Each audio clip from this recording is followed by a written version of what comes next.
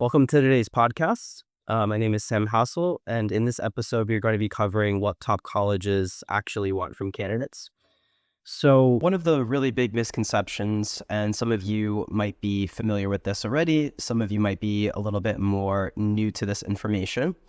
What the top colleges really seek in applicants, we already know the basics. So we know that top colleges are looking for students who take rigorous courses, they have a high GPA, and they have good standardized testing scores. Ideally, even in this test optional age of admissions, having high test scores is something that can certainly differentiate you as an applicant from your peers if you're able to submit high testing. Now, that sort of all represents the foundation of an application. Those are what we typically refer to as metrics. They are quantifiable, sort of easy, so to speak, signals of a student's candidacy. We can just look at these numbers. Now, it's not always easy. Of course, there are different high schools in the United States. They all have different GPA scales. There's weighting, unweighting. When it comes to testing, a lot of admissions officers will look at the applicant's background, their socioeconomic status, and their high school's average to sort of assess how impressive that test score is or isn't. So there definitely is a lot of context when it comes to the metrics, and we will get into that in future episodes. However, it certainly is a quantifiable foundation upon which we can judge a student's application. Now, when it comes to more of the soft factors of a student's application, quote unquote, these are things like letters of recommendation, the sort of what we will call the overall admission story. How is the student presenting themselves? This will manifest in interviews, the application essays, the majors that the student is positioning for, etc. All of these variables, what colleges are really looking for is for all of these soft factors particularly to point in a singular direction. And we sort of call that the student's admission story. Now, essentially what admissions officers are looking for in, the current era of admissions, and this is much different from what they used to be looking for at the top colleges, is they are looking to build a well-rounded class of students. They're not looking for students at an individual level who are well-rounded. So they're not looking for, quote unquote, the jack of all trades and the master of none. They are looking for the master of one skill set, particularly a student who has a certain depth and an angularity to their admissions narrative and to their presentation. So, of course, that student should have good grades, they should have good test scores, they should be taking rigorous courses and challenging themselves within the confines of their school's curriculum.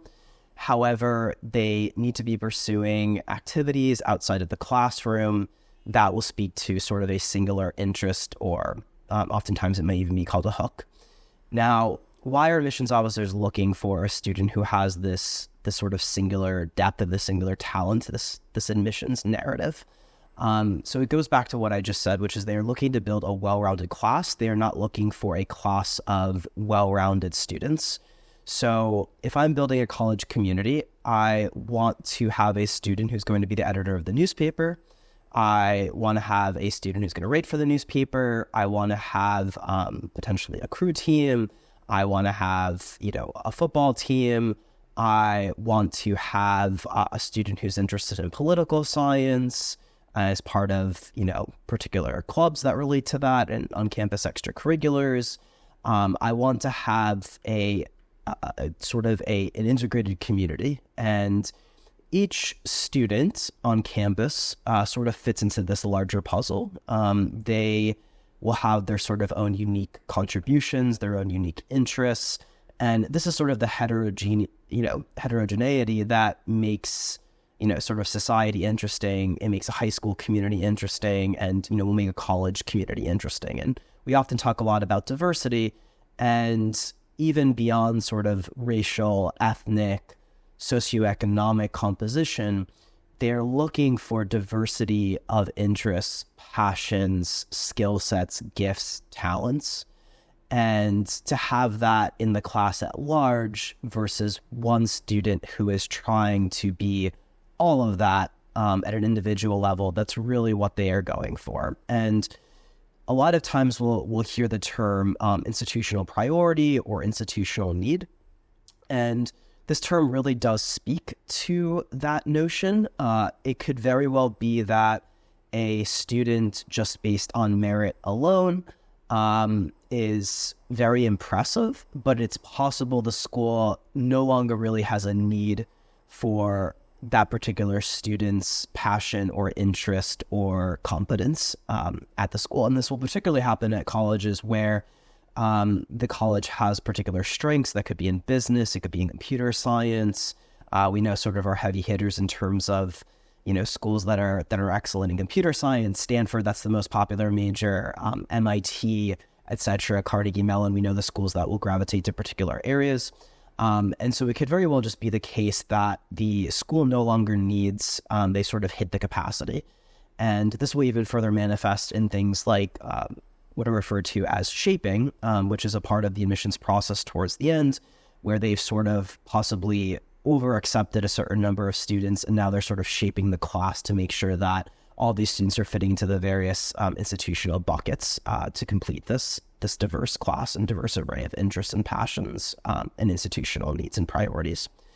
So this is not something that was always the case in admissions, this sort of focused depth that each student ideally possesses, this narrative.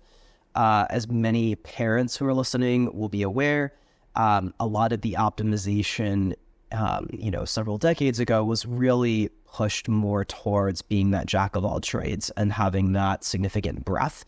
And for a lot of reasons, one of which I just mentioned, which is sort of building the much more well-rounded class at a class or at a group level. That is certainly one of the factors that came into play. I think generally what you see is that it is much easier in a lot of ways to optimize for breadth.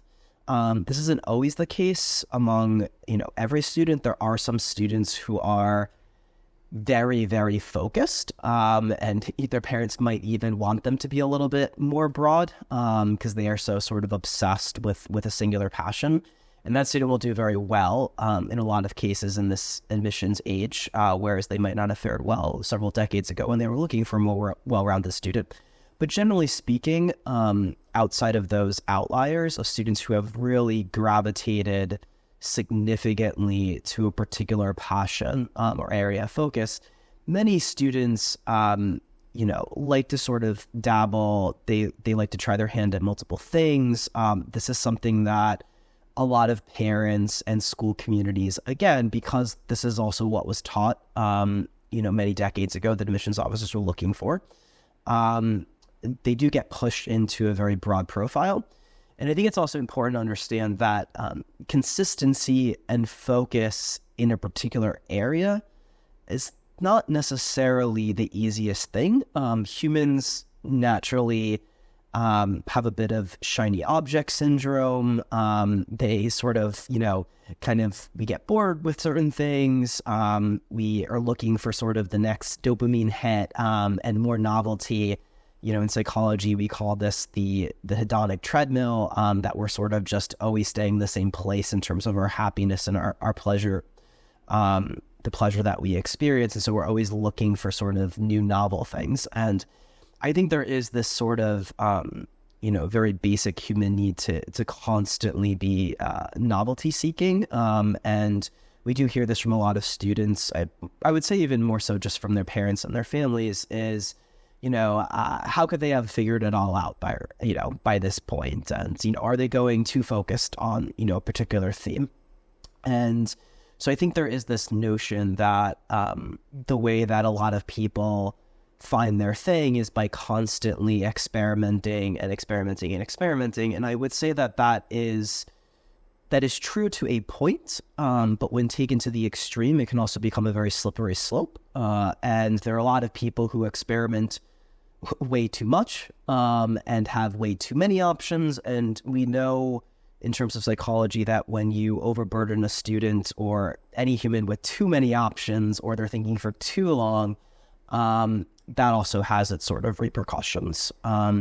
So I think that this pressure that colleges have really started pushing a little bit more on students to determine and really audit where their strengths are, where their passions lie, is a positive and really a productive pressure. Because students, regardless, they're in high school, they're going to have to take a broad array of subjects. That is just simply a requirement. Even when you get to most colleges, you're still going to have to take a broad array of classes, and you're going to study a broad array of subject matter in most cases. Even at the top colleges, most colleges still have a predominantly liberal arts curriculum where they will have core classes that you need to take. So students will have a lot of exposure. Even a student, even as crazy as it might seem, a student who is 14 years old, well, 14 is a lot closer to 18 by the time that they are going to college. We've already sort of actually taken up most of the time from 0 to 18 in that first 14 years. Students have likely traveled, they have taken courses throughout all of elementary, middle school, they've even started taking high school classes. Students nowadays are constantly exposed. The internet has given them a very broad exposure to, honestly, topics and fields and areas like business and entrepreneurship and things that never even existed before, and things that were basically inaccessible to most of those students' parents when they were growing up and did not live in this digital internet age. A student nowadays can look up and take basically almost any online course, even in many cases from the top colleges themselves, MIT, Stanford, all providing open access courses that students can learn from. And so in a lot of ways, students do have a lot of information at their disposal. What I think tends to happen is we sort of tend to a little bit maybe procrastinate on this decision because it feels like a very big decision. What am I really good at? What do I want to possibly do for the rest of my life? What do I want my career to be? What do I want to study in college? These are very big decisions. And, I think for a lot of parents and even for students, it can feel very overwhelming to make that decision. And then you feel like you can't back out of it. In some cases, which of course isn't true, many students can switch their majors. If something ends up not being right for you, there is still a lot of optionality and you will have gained a lot of skills and experience and knowledge and context in the meantime. But I think this decision can sort of feel very daunting. And so there is this sort of proclivity to, wait and sort of possibly push it off. But I think it's really a positive and a productive pressure, as I said, that colleges are putting on students to try to figure out and really audit what these strengths and passions are from a much earlier point in time. I think it will serve many of them in a very positive capacity. Now, in terms of how this actually manifests in the student's application, it's very important that a student, in identifying what this sort of focus, this hook, this angularity, this admission story, we could call it by all of these different various synonymous names, it's very important that be identified first. That is sort of the strategy, as we would often say in consulting and in a lot of fields. And the strategy is what will inform the tactics. So the tactics are sort of the downstream concrete actions. What classes do I take? What summer program or what activities do I participate in? Which clubs, et cetera, et cetera. And a lot of students and parents ask tactical questions. They ask, what is the summer program I should sign up for? What should I be putting in my resume? How long should I be taking the SAT or the ACT? Which sections are more important? And so they tend to ask a lot of tactical questions, but tactical questions need to be guided by what you're trying to do in the broader scheme. What is that admissions narrative? What is that admissions story? And so when we work with our own advising students and we start the process, we really have to identify what that macro story, what that focus is going to be for the student. What overall direction are we aiming in? And then that will help us make certain, downstream decisions as to the tactics. So if we have a student and we know that their angle is going to fall under the business domain, we would know that they potentially want to be taking business electives if they are offered at their school. We know that they would likely want to take AP, economics courses at their school if they're offered. We would know that we want their math courses to be stronger because math is seen as a subject or a course that is a lot more adjacent to the business field. On the other hand, a course like English, might not be as relevant. So if we had to cut maybe one AP for senior year because we already have 4 AP courses or 5 AP courses if we're applying to competitive colleges, we might be a little bit more inclined to duck out of that AP literature course, possibly because it's not going to be the most relevant to the student's admission story. And a lot of people come to the table looking for answers to questions like, should I take that 5th AP, that AP literature class, without really thinking, well, what is my overall positioning for the college and what is the story that I'm going to be telling them? And so it's very important that we identify this macro trajectory first, and sort of what drops down from that is going to be the hard, in the trenches sort of tactics. Now, there's a very interesting sort of cycle to this. So I almost sort of imagining this as like a hydrological cycle in a very kind of weird, interesting way.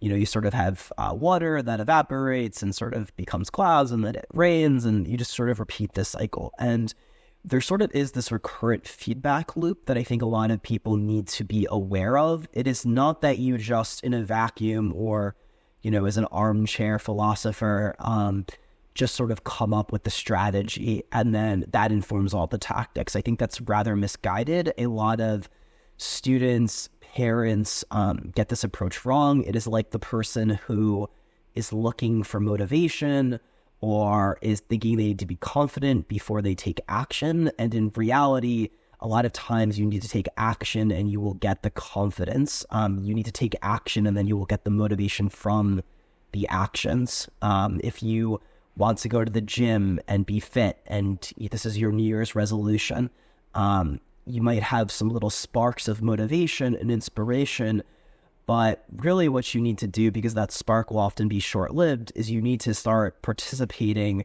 and conducting the actions, and then you will start getting positive feedback and positive reward. You will start going to the gym, and now you have some positive momentum, and you're measuring it, and now you're a little bit lighter if you're looking to lose some weight. Now you have some extra muscle mass. Now you're getting a positive feedback loop, which is now motivating you to go back to the gym, for the 4th week, the 5th week, because all of those things may not happen so quickly.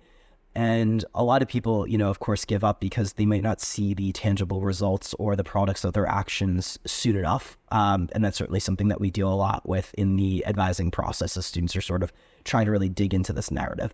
But the important point here is that there is this recurrent feedback loop.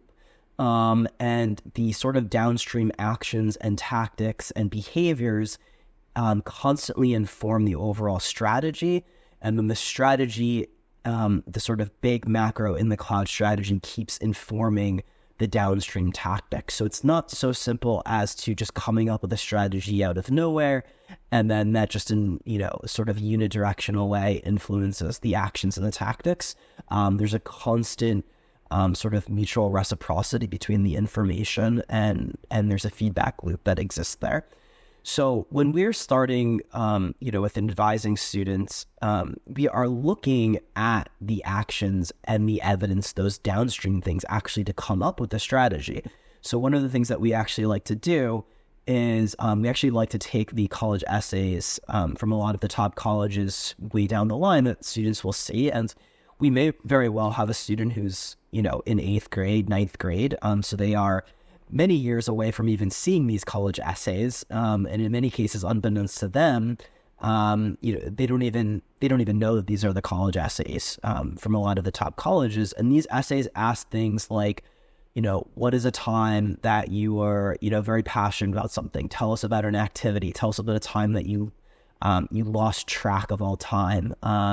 Tell us if you were to give a speech in front of a massive audience, what would you talk about? What was a time that you had an impact, et cetera, et cetera. And these questions really are probes to get at what the student's story and narrative really is. And that's how those are among the tools that colleges are really getting at, and sort of trying to pull that narrative out of the story at the end of the line. But the way that we use it is sort of as a reverse engineering exercise to really say, okay, you might be 13, you might be 14, but you still, as I mentioned, you're a lot closer to 18 when you're going to be going to college and studying something academically and, declaring a major. You don't have to always declare it in your first year, of course. You might declare it by your second or third year. But even if that's 19 or 20, if you're 14, you're a lot closer to 19 than 0, right? We have a lot of information that we've already logged. And there must be some ways in which students are spending their time, even outside of school, right? They are, paying attention to social media, and they might be paying attention to things that have academic themes. They might like a certain influencer who has a business, or is really good at marketing. They might be an avid reader. And so we're looking at the content that they tend to read. Of course, in terms of their academic courses, even by 8th grade, a lot of students are starting to actually put actual high school grades on their transcript. If they're in Algebra 1, the first level of a foreign language, they're already taking high school level classes. Even if they're not, they are still constantly being exposed to a lot of subject matter. So is there some part of history that you've learned that really fascinates you? Is it math? Do you like using math, or just understanding conceptually how it works? Do you like applying it? And these could project to all sorts of things. A student who really loves numbers, of course, that student might have an accounting focus. They might be somebody who really wants to delve into the finances of the business potentially and really loves tracking that. They could even be involved in the marketing of a business and really tracking the metrics of the marketing and the customer acquisition, etc. And, I think for parents who are adults, we know in a lot of ways, if we think about it carefully enough, what these sort of skill sets, these proclivities, these passions could lead to much further downstream on the timeline. If we sort of audit, how did we end up in our own careers, studying what we did in college? We've seen other individuals and companies and career paths who just have very particular natural skill sets and proclivities and passions. They love the numbers. You love meeting the clients. And so we know these things sort of intuitively, but I think there is just a little bit of an inclination to say, let's sort of push this down the line. We need more data. They don't know yet. And I would really try to bring a little bit more of an open mind and say, listen, a lot of kids have been a lot of people have been the way that they are for a very long time. I often, will say this to a parent, if we sort of isolate a trait or a characteristic of a student, I'll say, when did you first notice this trait? And a lot of times it was very early on. It might have been when the student was 4 years old, that they sort of were a little bit of a leader and they like to boss around their siblings a little bit.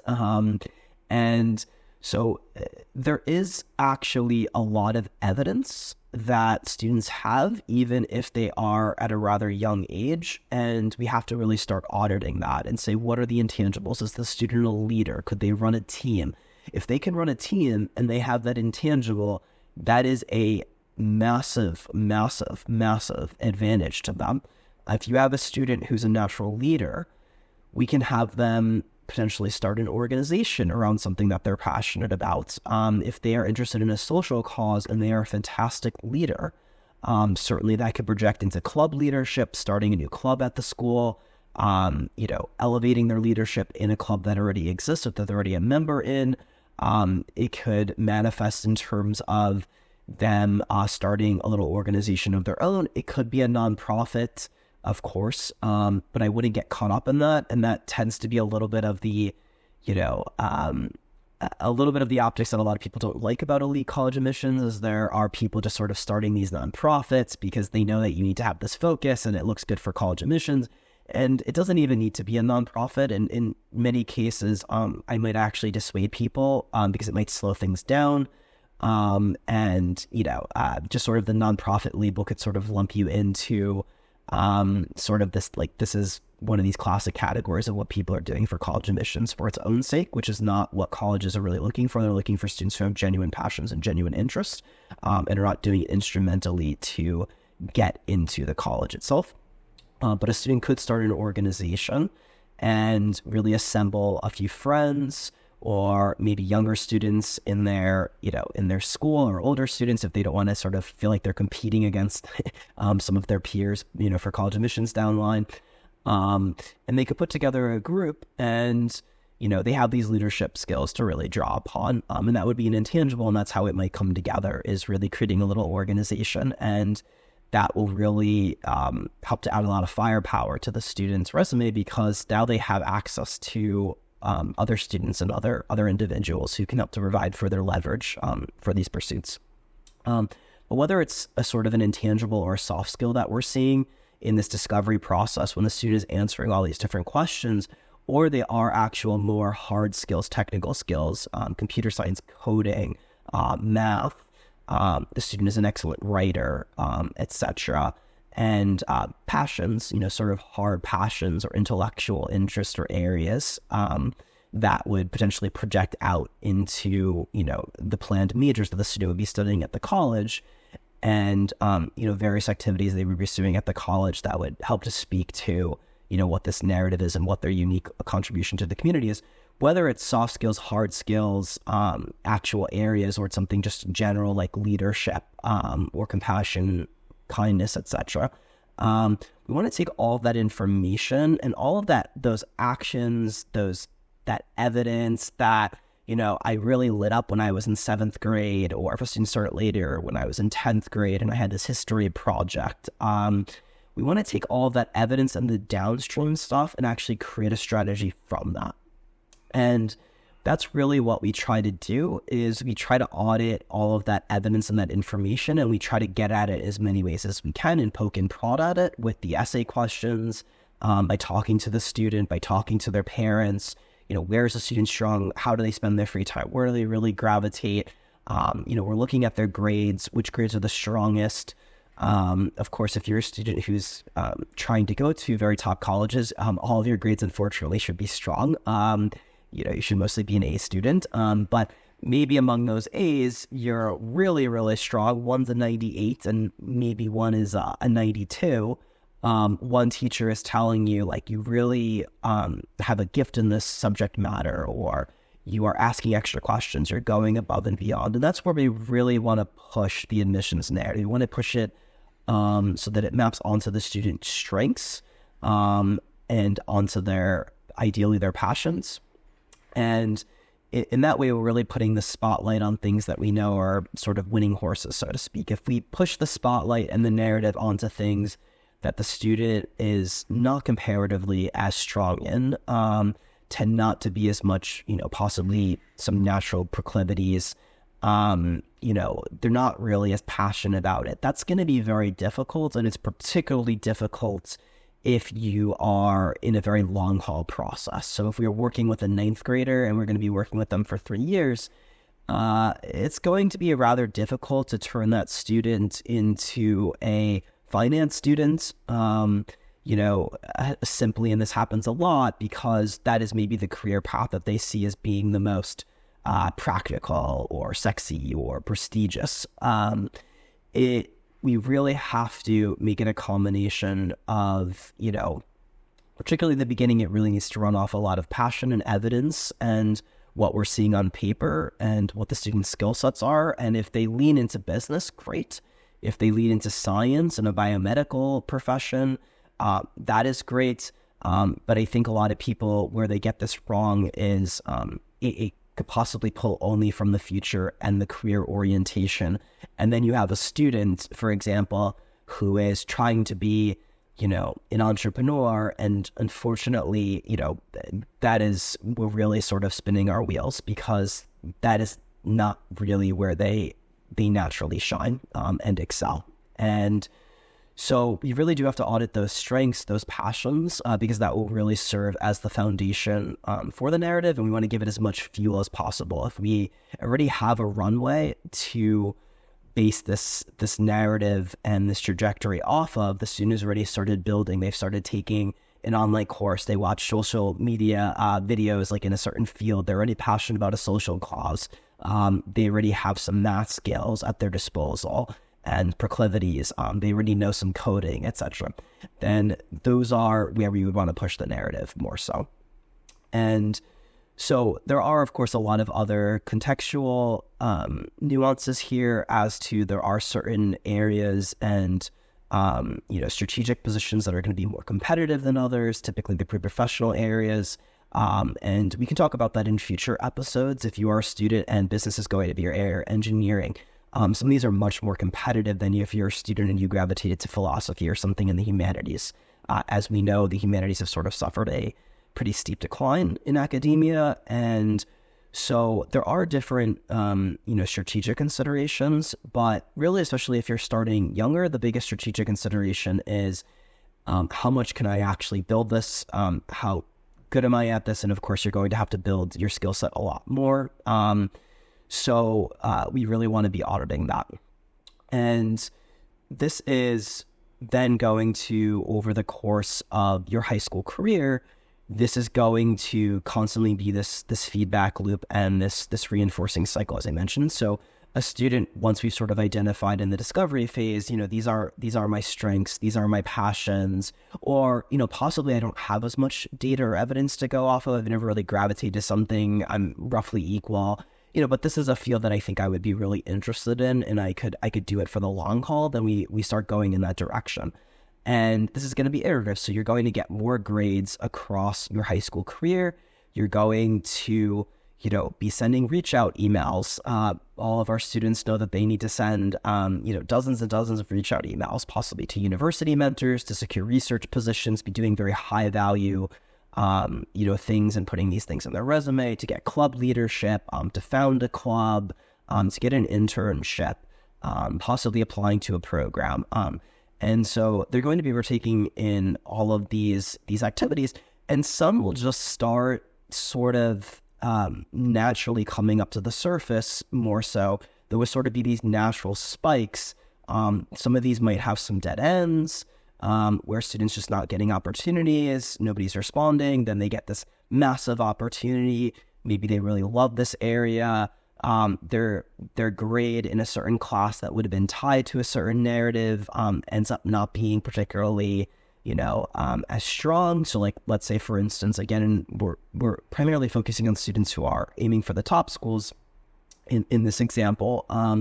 If you have predominantly A's, but you have, one lower grade that maybe ends up being a B plus, or a couple of grades that end up being B pluses, those courses wouldn't be as ideal to tie to your admissions narrative as the courses in which you have an A plus, right?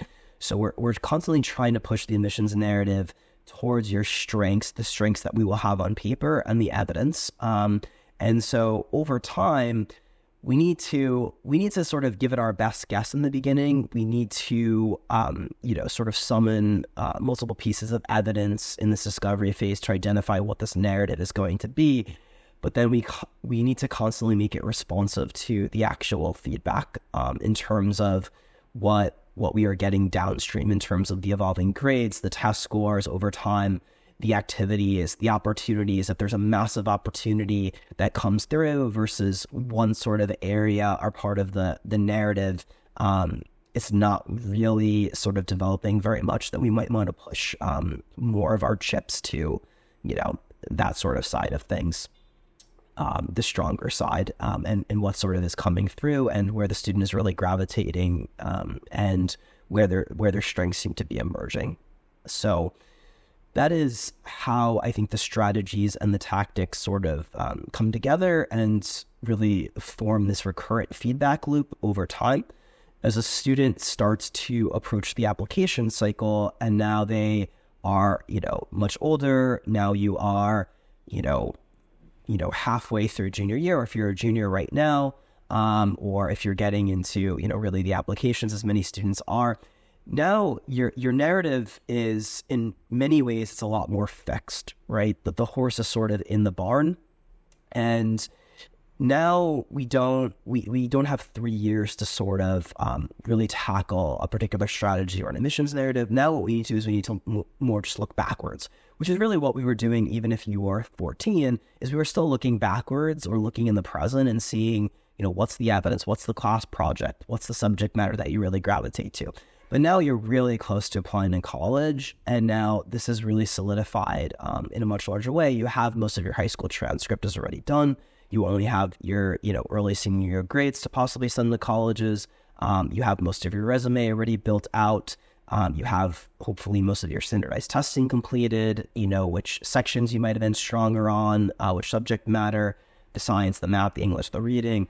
And so the narrative really tends to be a little bit more rigid at this point in time.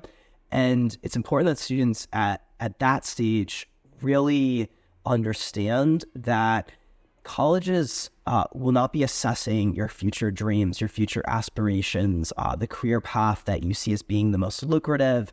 And so now you're going to tell them you want to do business, but you didn't take any business classes. Math wasn't your strongest class in high school, and they're going to be looking at those grades. It wasn't the most rigorous class that you took. You really built more of a psychology narrative. You took AP psychology. You were stronger in the social sciences. You built multiple activities that have a psychology theme to them. You really have to audit your strengths and be honest and say, the person who's reading my application can only look at the evidence. They can only look at what I have on paper here. And if I want to present the most compelling picture, I need to actually really find a way to tie most of this evidence together and abstract a theme from it, right? So what are the themes? What are the nexus points and the points of tangency in my resume? What are my strengths academically? Where did I take my harder courses, and which subject matters? Where are my higher grades? Et cetera, et cetera. And now you really want the rest of your application, the pieces of the application that have not been set in stone yet, like your recommendation letters, your essays, the majors that you choose. Now you want these things that are still flexible and still controllable to really speak to those strengths and really go all in on those strengths, because you won't have a lot of time to change these things, unfortunately. And so it is this constant dynamic and sort of slider scale over time. When you start early, you have a lot more time to build sort of this narrative, but you should be auditing, if you are 14, what those 14 years of evidence have sort of shown you in terms of your strengths and your proclivities and your passions, to the extent that there is a good amount of evidence there.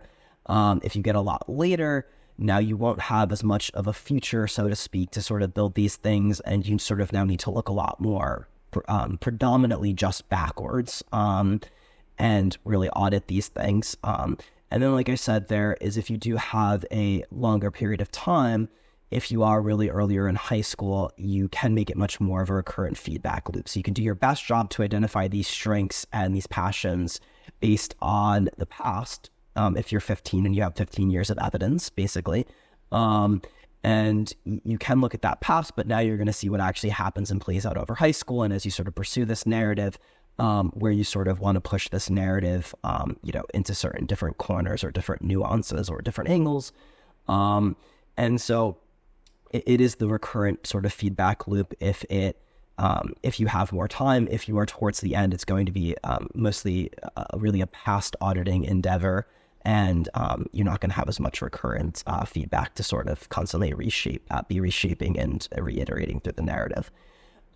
So that is basically the summary in terms of what the top colleges are looking for. Just to sort of recap, you're looking for students who have a very particular fashion. The more niche, the more unique, the more interesting, the better.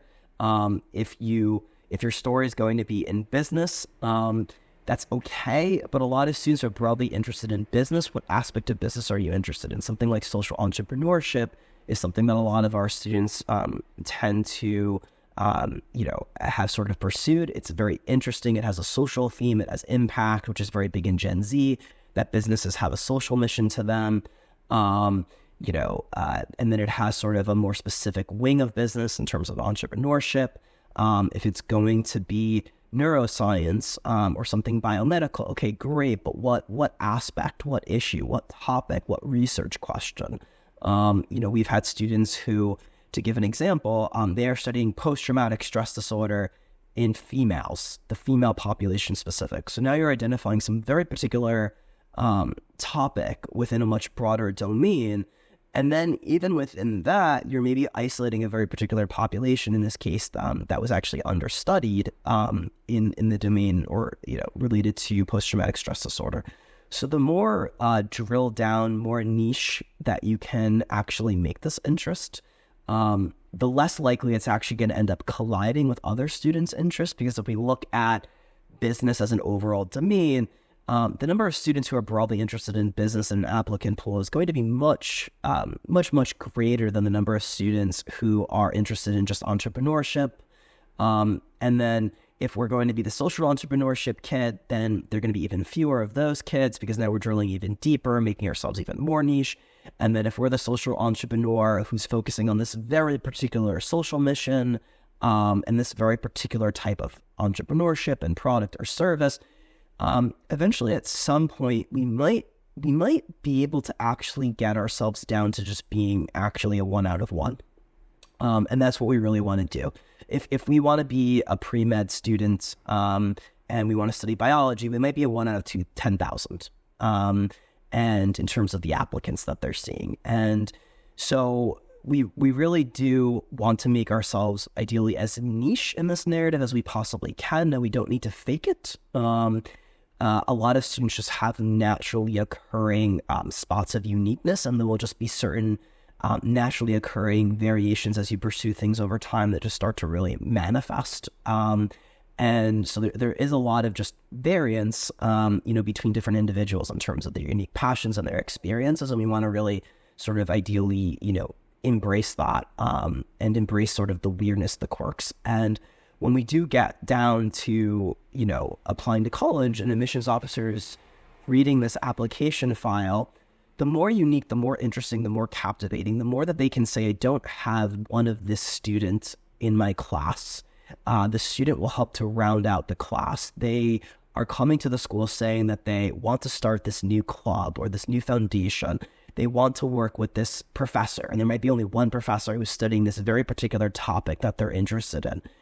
The more that they can really see you adding a lot of unique marginal value to the class, the more your application will pop out, the more when you're doing your interviewers, the interviewer will say, wow, this student has this very unique passion and unique interest that they've sort of really gone all in on. And you will be this very unique puzzle that fits into the class. And not every student, of course, is going to be able to be the most unique, and some students' passions will tend to be in fields that do tend to be a lot more competitive. But even so, even if you are interested in a field that is more competitive, a lot of students do want to do that thing like computer science or engineering or business. Even within that area, you could still really think to yourself, what is unique about my interest in this field? How did I come to it? How did my experiences point me in this direction? What is one very specific aspect of this field that I'm particularly interested in that other students probably won't be commenting on as much in their essays? They might be saying things like, I want to do business because, I want to work on Wall Street and I'm good at numbers. And these are sort of very generic things. How can we make it very specific and calibrated? So we sort of tap into this institutional need, this institutional priority and desire to have a student who fits a very particular role and capacity to add something unique to the class that they are welcoming. And so I would really encourage students to, if they are starting, and of course parents as well, if they're starting younger, start looking at the track record and the evidence and the downstream evidence and concrete actions to form a overall strategy. And then let that now be the guiding light and North Star for your subsequent actions and how you build your resume, and the classes that you take, etc. And if you are much closer to the application cycle, start looking backwards and saying, where was I really strong? What are the passions that are evident? How can I connect this activity to this other activity so they speak to a similar theme in an interesting way, versus they just look like two totally different activities on paper and are disparate, and admissions officers not going to know what the connections are. And really just be thinking about what you have evidence to support. Where are you strong? Where would your passions be the most evident? And where would your uniqueness and where would this unique narrative really lie the most, so that you can fit into this overall puzzle of the freshman class that the school is looking to end. That is it for today's episode, and thank you guys for listening.